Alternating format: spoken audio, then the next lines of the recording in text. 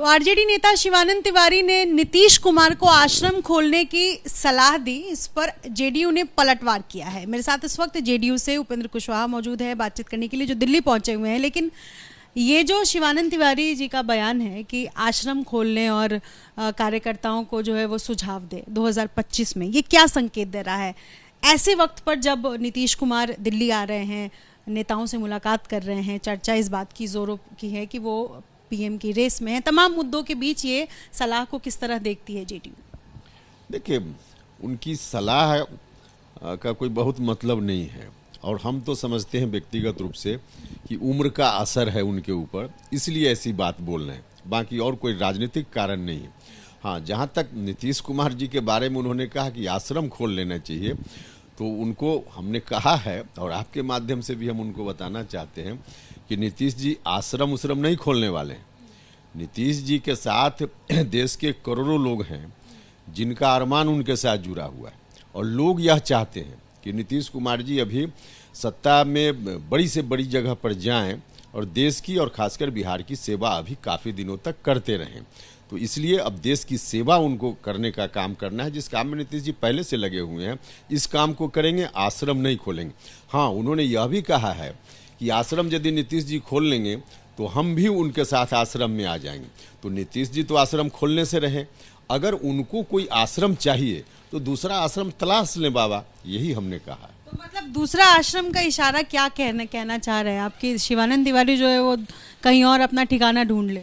नहीं, राजनीति की दृष्टि से आश्रम नहीं ना, वो तो आश्रम कह रहे हैं कि चौथी अवस्था आती है आदमी की, तो हिंदू धर्म का कोई व्यक्ति जाता है उस तरह के आश्रम में, तो उस स्टेज में अपने को पा रहे हैं जिसकी व्याख्या वो खुद कर रहे हैं, हम नहीं बोल रहे हैं। तो वैसी स्थिति में उनको खुद ही कोई वैसा आश्रम ढूंढना पड़ेगा ना जहाँ सत्ता की बात न हो, जहाँ राजनीति में सक्रियता की बात न हो। तो इसके लिए हमने कहा कि वैसा आश्रम यदि वो चाहते हैं, वही उन्होंने कहा है कि हम आएंगे नीतीश जी यदि आश्रम खोलेंगे तो खुद अगर उनकी इच्छा है तब, नहीं इच्छा है तो जाने, लेकिन इच्छा है तब कोई दूसरा आश्रम उनको ढूंढना पड़ेगा। इसका एक मतलब ये भी निकाला जा सकता है ना कि आरजेडी क्या इस फ्रंट पर इस वक्त है खड़ी कि वहां से नीतीश कुमार को किंग नहीं बल्कि किंग मेकर का सलाह दे रही हो कि आप किंग मेकर बनिए, किंग किसी और को बनने देते हैं? नहीं, ऐसा नहीं है। हमने कहा कि उनके बयान का कोई राजनीतिक अर्थ नहीं है। नीतीश कुमार जी जिस काम में लगे हुए हैं उस काम के लिए जनता दल यूनाइटेड के साथ साथ बिहार में जो पूरा महागठबंधन है इंक्लूडिंग आरजेडी, सबकी राय से सब लोगों ने मिलकर उनको कहा है कि आप जाइए और देश में जो विपक्ष की पार्टियां हैं उनको एक मंच पर लाइए ताकि 2024 में भारतीय जनता पार्टी मुक्त हिंदुस्तान को बनाया जा सके।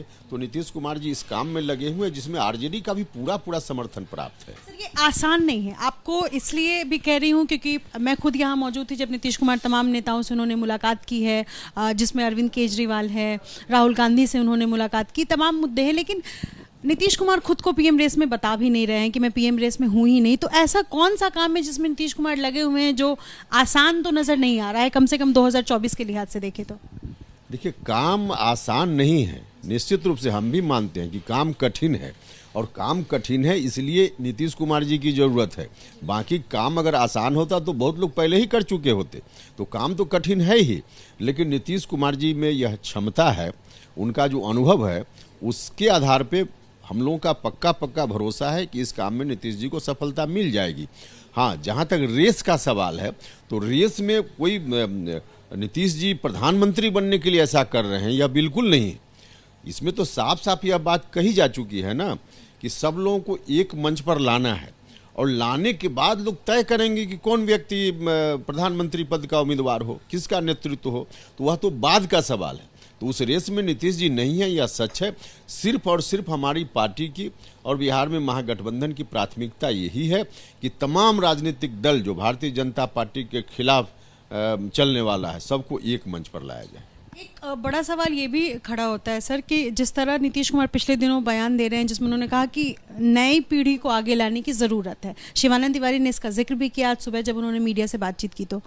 तो बड़ा सवाल ये है कि आरजेडी जो आज की तारीख में सहयोग कर रही है जेडीयू को, क्या इसके पीछे सिर्फ और सिर्फ एक मकसद है कि तेजस्वी को जो है वो अब बिहार का सबसे बड़ा चेहरा यानी मुखिया बनाना है और उसी तौर पर पेश करना है? देखिए, आरजेडी का अगर यह मकसद है तो इसमें दिक्कत क्या है? हर पार्टी का अपना अपना मकसद होता है ना।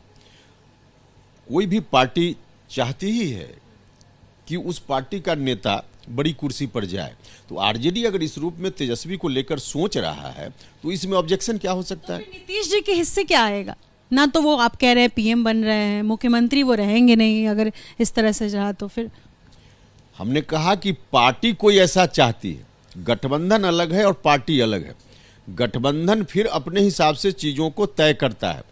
गठबंधन में 4 पार्टी हो सकती है, 5 पार्टी हो सकती है। तमाम पार्टियां अपने अपने नेताओं के बारे में चाहेगी ही कि उसी पार्टी का नेता शीर्ष नेतृत्व में जाए। यह तो कोई भी पार्टी चाहेगी। अगर आरजेडी ऐसा चाह रहा है तो इसमें कुछ भी अस्वाभाविक नहीं है। बात रही नीतीश कुमार जी की भूमिका का, तो नीतीश कुमार जी अब अभी फिलहाल देश में जो विपक्ष की एकता है उसको करने की कोशिश में है और मकसद यहाँ यह है। बाकी उसको बिहार से जोड़कर देखने की जरूरत नहीं। पर शिवानंद तिवारी जैसे नेता अगर बयान देते हैं तो आप बीजेपी को फिर एक बार बैटिंग करने का मौका मिल जाता है। बीजेपी की तरफ से लगातार बयान आ रहा है कि सही ही तो कहा गया है आरजेडी की तरफ से कि नीतीश कुमार को आश्रम खोल लेना चाहिए, वो सीनियर सिटीजन की श्रेणी में शामिल हो गए हैं। देखिए, हमने कहा कि बयान एक तो आरजेडी का नहीं है, शिवानंद जी का है। आश्रम खोलने की बात जहाँ तक बोल रहे हैं, तो आश्रम खोलने की बात उसमें तो हमने कहा जितना हम समझ पा रहे हैं, देख रहे हैं चीज़ों को, उसके अनुसार नीतीश कुमार जी अभी बिल्कुल ही आश्रम नहीं खोलने वाले, क्योंकि बिहार नहीं देश भर के करोड़ों लोग हैं जो चाहते हैं कि नीतीश कुमार जी सक्रिय होकर अभी देश की सेवा करें। तो इस काम में नीतीश जी हैं और आगे भी रहेंगे। कल सीमांचल के क्षेत्र में अमित शाह रैली करने जा रहे हैं और उससे पहले आज गिरिराज सिंह का बड़ा बयान आया है कि जेडीयू और आरजेडी तुष्टीकरण की राजनीति करती है। सीमांचल के इलाके में मुस्लिम की संख्या बढ़ गई है और आज पीएफआई की छापेमारी चल रही है। 106 से ज़्यादा लोगों को हिरासत में लिया गया है, गिरफ्तार किया गया है, सबसे पूछताछ कर रही है। तो इस पर आपका क्या बयान रहेगा? देखिए, भारतीय जनता पार्टी का जो रवैया है, इस रवैया से अलग कोई भूमिका कर ही नहीं सकते हैं वो लोग, क्योंकि देश के सामने जो बड़ा बड़ा सवाल है, महंगाई का सवाल है, बेरोजगारी का सवाल है, इन सवालों से उनको बचना है ना। क्योंकि जनता के साथ जो वादा किया इन लोगों ने, जनता अब देख रही है कि उन वादों पर कहीं से ये लोग खरा नहीं उतर पाए। तो जनता के सवालों से बचना है, फिर वोट भी लेना है। तो इस दृष्टि से कुछ ऐसी बात करो ताकि समाज में तनाव हो जाए। अभी जो अमित शाह जी की रैली है, इसको आप देख सकते हैं कि गठबंधन में जो परिवर्तन हुआ बिहार में, उसके बाद पहला कार्यक्रम है और उस पहले कार्यक्रम के स्थान का चुनाव उन्होंने कहाँ किया? जहां अल्पसंख्यकों की बड़ी आबादी है। तो जानबूझकर टारगेट किया है वहाँ कि वहाँ कुछ इस तरह की बात बोलेंगे जिससे धार्मिक गोलबंदी हो, उनके पक्ष में लोग गोलबंद हो जाएं। लेकिन खास करके बिहार की धरती पर इस तरह के बयानों का, इस तरह के कार्यों का कोई भी असर नहीं होने वाला है। वहाँ के लोग मिलजुल कर रह रहे थे और आगे भी रहेंगे। और इन चीज़ों के आधार पर लोग वोट नहीं करते हैं। वहाँ विकास के आधार पर वोट होगा, समाज में सद्भाव रहे इसके आधार पर। जेडीयू का डर कह रहा है। कैसे हम कह रहे हैं समाज में भाईचारा हो, तो इसमें हम जेडीयू के डरने का क्या सवाल है? कोई कह रहा है कि समाज में भाईचारा न रहे, हम कह रहे हैं कि समाज में भाईचारा रहे। दोनों में जनता क्या चाहेगी? जनता चाहेगी कि भाईचारा रहे। तो जेडीयू का पक्ष है भाईचारा वाला पक्ष, उनका पक्ष है तोड़ने वाला पक्ष।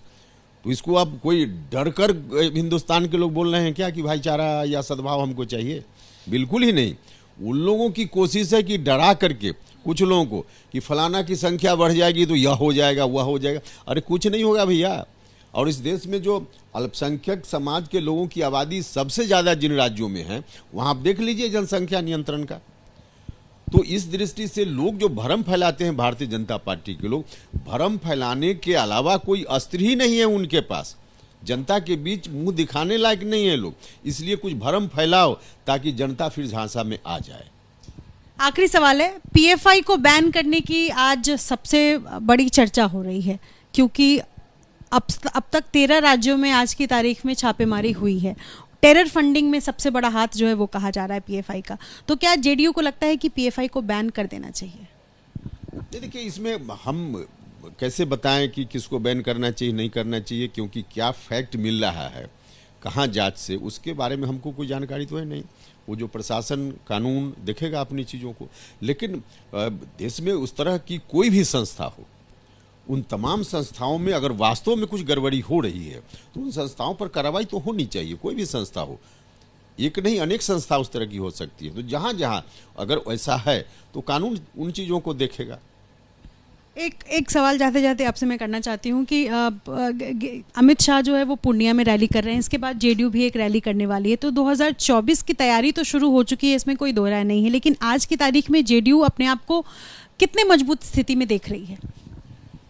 जेडीयू अब तक जितनी मजबूत स्थिति में जब से जेडीयू बना है तब से रहा है, उससे ज़्यादा मजबूत स्थिति में आज है और धीरे धीरे इसकी मजबूती और बढ़ते जा रही। पहले जेडीयू की चर्चा सिर्फ और सिर्फ बिहार में होती थी, छिटपुट ढंग से और कुछ राज्यों में होती थी। आज देश भर में जेडीयू की चर्चा हो रही है और नीतीश कुमार जी की ओर देश भर के लोग देख रहे हैं। बहुत शुक्रिया बातचीत करने के लिए। अपने सहयोगी आशीष सक्सेना के साथ निधिश्री, एबीपी न्यूज़, दिल्ली।